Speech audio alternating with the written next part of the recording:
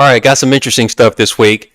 I have a software engineer who worked at Google and Meta, and we're going to get his take on immigration and tech.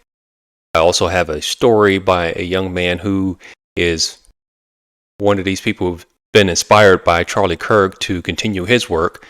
And he gave some comments about legal immigration this week that I found was troubling. We'll hear what he had to say. And then last, would you believe that someone actually got removed from their church because of their views on H1B and immigration? And unfortunately, it was in Texas. So we're going to take a look at that too. But let's start off first with the software engineer I mentioned. I don't know his name, but he has over 1 million subscribers, and he runs a YouTube page called Tech Lead. Listen to and watch this. Look, this isn't about racism. It's simply about prioritizing American labor properly when American students are qualified to do the work. I know people graduated with complete CS degrees who applied to Google and Meta and these top Silicon Valley tech companies, and they couldn't get anything. And meanwhile, I finally got into Meta and Google. After years of applying, after 10 years of applying, I got into Google. When I finally got there, I took a look around and I was expecting to see top-notch talent, the smartest people in the world, people smarter than me. I went there, I was the smartest, and I was promoted to tech lead over there right away at both of these companies. And I looked at the quality of my coworkers and they were incompetent, vastly incompetent. They're just doing quality assurance. The teams are packed with these people. They're just doing super basic work, making buttons. Just wire up one button to another button. That's it. There's no algorithms. Nobody writes anything complicated. You don't do any of that. If you go to like any quality assurance team, you go to Google's QA team, the whole QA team is staffed by Indians. That's a fact. Well, I know plenty of CS students in America who would love to work at Google for a QA team even. But all of these teams for QA, the whole team is Indian. And maybe they've got like one American white guy leading the team. That's the way they run it. I'll tell you another story. When I was at Groupon, Groupon is an Indian factory, right? I had this Indian coworker who I was, I'm his friend, right?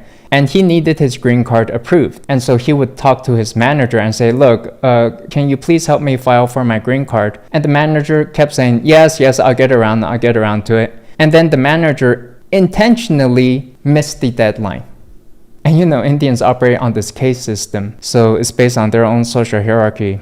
There was a news a while back that Cisco was bringing in case systems as well into their promotions and things. By intentionally missing that deadline, they're able to keep this coworker chained to that startup. One of the things you need to understand is that the reason we have borders is to ensure that our standard of living is protected. If we were to not have borders and to just allow anybody to come in, then the standard of living is a race to the bottom, lowest quality of life. There may be people in other parts of the world who are willing to eat rats. They're willing to have terrible working conditions and work 16-hour work days and just totally grind. And when you open the borders for that, you bring that quality of life into the US and expose all Americans to that same competitiveness. Okay, so he clearly a sharp guy. He worked at Google. It took him 10 years to get accepted there. And immediately was promoted into management, and he thought, well, I'm going to be with the cream of the crop here, and found out that people were just average, or in his words, incompetent, severely incompetent. So I thought that was an interesting take, and he started it out saying, hey, this is not about racism. This is about protecting American way of life. So I found that very interesting coming from a guy who was on the inside and has over 1 million subscribers today. It's probably close to 2 million, but he's definitely in the million sub club. So in my opinion, he's speaking from a position of authority.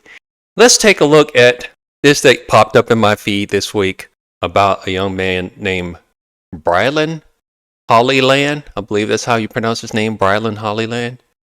He's just 19 years old and was actually doing what he's doing today prior to Charlie Kirk being assassinated. But since the assassination has really, I guess, jumped into another gear, because he says we can't be living in fear, so let's continue to speak truth. about issues that we know about. But anyway, this was his take, apparently, on legal and illegal immigration. I don't think it went too well, but let's take a look.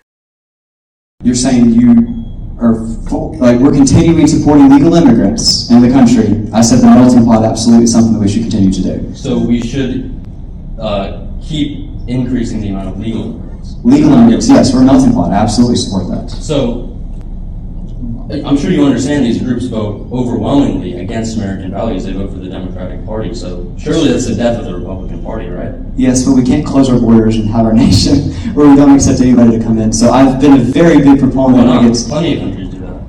We can't just completely close our borders off and never allow somebody else to migrate into the country. Why not? Because that's how the country started, as a melting pot. Like, we welcome people in. The country did not start as a melting pot. The term was invented in 1910 by Israel Zangwill. So the people that came over from England didn't melt into America. No, they started in America. They didn't melt into anything. Okay. I've been very clear that I'm against illegal immigration coming into this country and plaguing our generation from not getting jobs, making our streets unsecure, and actually harming Americans' future. Because therefore there's no safe America and free America to grow up in. Again, my question wasn't about illegal immigration, it was about legal immigration. And I think we should support more people coming legally and not illegally. Okay, I think we all understand what your position is. Thank you. Thank you, sir. I appreciate you. Okay, I know that was probably a little hard to hear, but the key parts, someone transcribed. This is the key part that Brilyn was saying. He said, okay, I've been very clear that I am against illegal immigration coming into this country and plaguing our generation, speaking young people, Gen Z folks like himself, plaguing our generation from not getting jobs, making our streets unsecure, and actually harming Americans' future, because therefore there's no safe America and free America to grow up in. I'm going to bring all this together, this particular story, with probably the first story and the next story. I'm going to summarize them all together. There's an overarching theme I'm seeing here. But if he wants to be in the shoes of Charlie Kirk, he might want to look at what Charlie Kirk actually said. America does not need more visas for people from India. Perhaps no form of legal immigration has so displaced American workers as those from India. Enough already. We're full. Let's finally put our own people first. And wouldn't you know it, that was September 1st, 2025. That was last month, just 9 days before Charlie Kirk was assassinated. That's his position on H1Bs and legal immigration. So I guess one thing we can say about this young man, Brilyn Hollyhand, is that he's young. He's just 19. So maybe there's a chance for him to turn around. However, here are some people who are not young, and I think that they're missing the boat. And I'll explain why I think they're missing the boat along with this Brilyn Hollyhand. And that's this story right here. Got it from the Liberty Daily, and it's titled, "We don't think you're a Christian anymore. This church turns on a member of their church over his criticism of H1B visas." And this was last week, I guess Tuesday. There are a lot of people in America who are opposed to and critical of, even resentful toward, the nation's H1B visa program, which is a scheme that corporations can use to fire American tech workers and replace them with much cheaper employees, either located overseas or brought to America from their home countries for the work. But now the fight has escalated to the point a church in Texas is attacking one of its members, actually an ex-member, now that the elders of the reportedly Baptist-affiliated church have tossed him out over those very sentiments. It's a report at The Blaze, which also is based in Texas. Blaze, that business started by Glenn Beck, his production company, that details the fight involving Daniel Keene, a small business owner in a suburb of Dallas, Texas. He noted that community members from India, which plays a massive role in the agenda to replace American workers with overseas hires, took over an entire street in his suburb for a block party. He posted a video online and he commented, "We have to cancel the H1Bs. I want my kids to grow up in America, not India." He later deleted it when he came under attack at his business, at his home, at his health club, and at his church identified as Trails Church. He more or less expected some backlash online, but it got worse when church officials decided to interrogate him on his immigration stance. Can you believe that? The elders at the Trails Church called him about his initial post, telling him to repent, and that the post was uncharitable, the report said. Church officials demanded he and his wife, bring the wife into it, come in for a meeting with all the elders and staff who could be there. They hammered me for hours, he explained. The elders had apparently gone through the last 3 years of Keen's X account, looking for problematic posts. Keen said they brought up 2 posts that they found concerning. But Keen said they kept shifting the goalposts, so he was left confused by their demands. On one hand, they are saying that the issue is not the position itself, it's how I expressed it. But then we've had 3 hours of phone calls, and they're just hammering me on the position itself. He asked the elders for their position in writing, but they refused. So he has his things in writing, but they can't put their position in writing. Because well, let's continue. He explained in the report the elders wanted him to apologize for his original post showing the Indian bloc party on his street and abandoning his position on Indian immigration. Then he said the elders threatened him with a path to discipline, like a performance improvement plan, a PIP. He noted his detractors claimed, "We don't think you're a Christian anymore because you haven't repented of a sin." Later, he followed up his deleted post with a podcast talking about immigration and questioned, "What would get you in more trouble at your church? Significant doctrinal error on the Trinity, or opposing immigration to the harm of your neighbor?" The elders then formally asked Keen to leave the church. But other hits he has taken, Daniel Keen, he received doxing and threats. His business was review bombed, meaning a lot of people filed 1 or 0-star reviews to hurt his business. Someone claiming to have access to millions of Indian American contacts apparently tried to extort him for $20,000, and his gym membership was canceled. You know what I did? I went and I looked it up. They said it's in a suburb of Dallas, so I just typed in Trails Church and looked in the Dallas area, and I presume it is this place right here. Unfortunately, I'm in North Texas, and so it's a little too close for comfort. I don't want it to be in Texas at all, but such is the case. I went to their website, and I did, just a little bit of investigative work, just looking this over. Okay, Salina, and pray for the gospel, and look at some of their views. I look at the people. And my guess was this Mr. Keen, he was likely a white man. You're looking at all these other folks. That's a good-looking lady. No ring. Woo! Anyway, so, looking at the clientele there, there's a black lady. But I'm guessing, I'm going with the odds that it was likely a mostly white church, and this Mr. Keen was likely a white man. Why is that important, you say, Tori? Well, I'm going to wrap it all up with this. You notice, let me go back to the young man's post. I've been very clear that I'm against illegal immigration coming into this country and plaguing our generation from not getting jobs, making our streets unsecure, and actually harming Americans' future, because therefore there's no safe America and free America to grow up in. Okay, I want to focus on that and wrap this all up in a bow. My position is that's the same thing that we hear from the President of the United States. Unfortunately, whenever I hear President Trump talk about illegal immigration, he only seems to really care about it because of this young man here saying. They make the streets unsecure, and they're talking about the criminal element.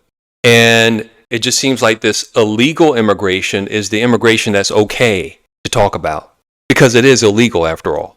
And talking about legal immigration, criticizing it, even though we know it's a scam, even though we know it's being abused.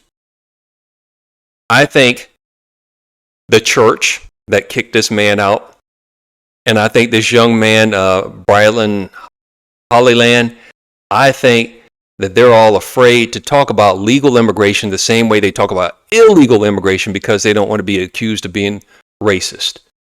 Remember, the first gentleman who worked at Google and Meta, he first started off saying, this isn't about racism.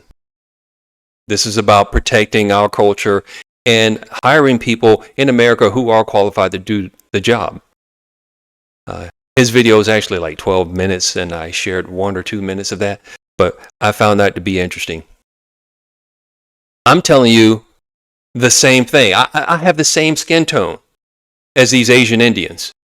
So for me, it's not a race thing. In fact, we can switch all the Asian Indians for Kenyans or Nigerians or Haitians.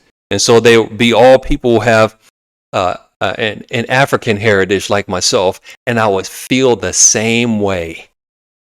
It's not about ethnicity. It is about citizenship. America first. The president doesn't seem to be, at least so far, as serious about it because I don't think he sees the legal immigrants, the criminal element associated with them. Nevertheless, it's very harmful anyway. As you can see, my point is, I think these folks are just afraid to talk about legal immigration because they're white and they don't want to be called racist. And that's why I speak up, because I have the same skin tone as Asian Indians. And for me, I know how to, if someone wants to call me a racist, I think I'm equipped to handle that. I think they can be equipped to handle it too if they just thought about it. That's what Charlie did. He assumes before he goes into a debate what his opponent is going to say and comes up with comebacks. That's a smart thing to do. You know, I mean, if you're a white Christian male, you know you're going to get called racist. Be prepared for it. Be prepared for it. And if I'm speaking about H1B stuff as often as I am, there's a chance someone might call me that. They're going to look foolish because I don't have any hatred for Asian Indians. They just happen to be the number one group that is getting these different types of visas to work in our nation. About 70% of H1Bs are going to Asian Indians. I think it's somewhere about 11% for Chinese folks. Again, if the number one country that H1Bs were going to was somewhere in Africa or Haiti, I'd feel the same way.